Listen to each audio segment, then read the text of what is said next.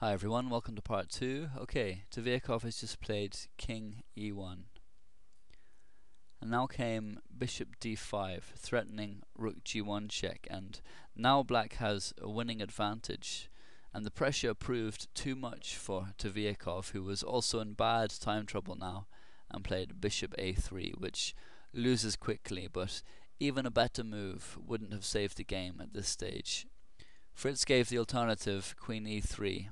But now Rook g1 check, Rook f1, Queen h4 check, Queen f2, Queen takes f2 check, King takes f2, Rook g2 check, King e3, Rook h8.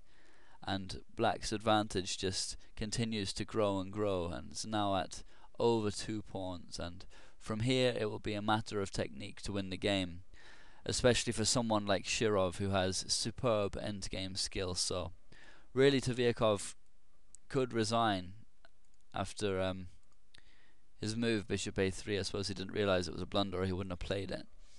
But the reason it's a blunder, and the point that he could reasonably resign, is after Rook g1 check, because now Black has a winning attack with an advantage of over 5 pawns, objectively speaking. The only reasonable defensive move is what Tiviakov played, King e2. Anything else and white gets mated before long. For example, if Rook f1, now Queen c3 check, and it's a forced mate from this position, albeit in 7 moves with the best defense from white, but Shirov would almost certainly have found that, and Tiviakov probably could sense the danger anyway, and saw the sense in playing King e2 instead. But now comes Queen g4 check from Shirov, which Fritz described as a painful check. And this Rook and Queen invasion surely spells doom for white. Again, there's only one reasonable move, King e3. But now Shirov played Rook e1 check, forcing King d2.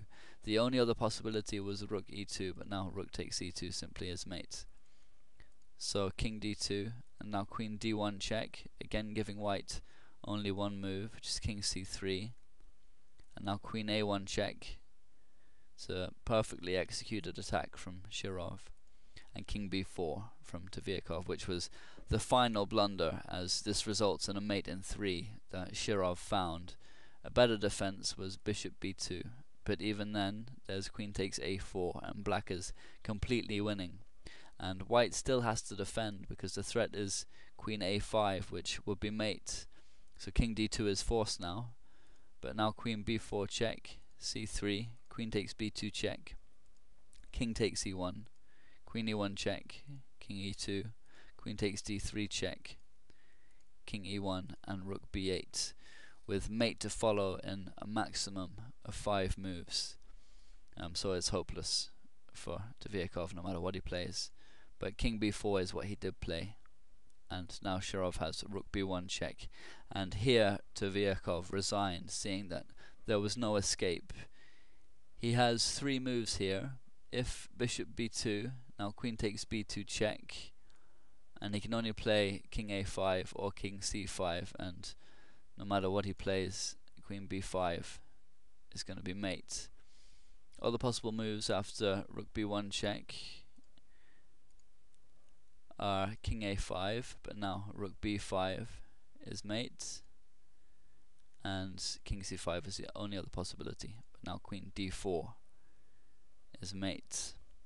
So it was a brilliant game from Shirov, who's clearly on excellent form. We can have a replay because we've got a bit of time left over.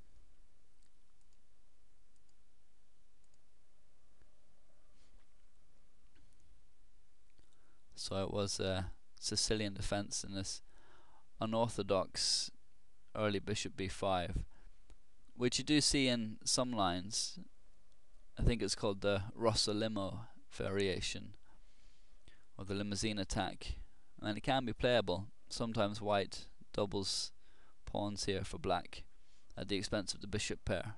You can get a closed game, and white can put his pawns on light squares and to try and keep things closed for the knights. Bit like a Nimzo Indian, I suppose.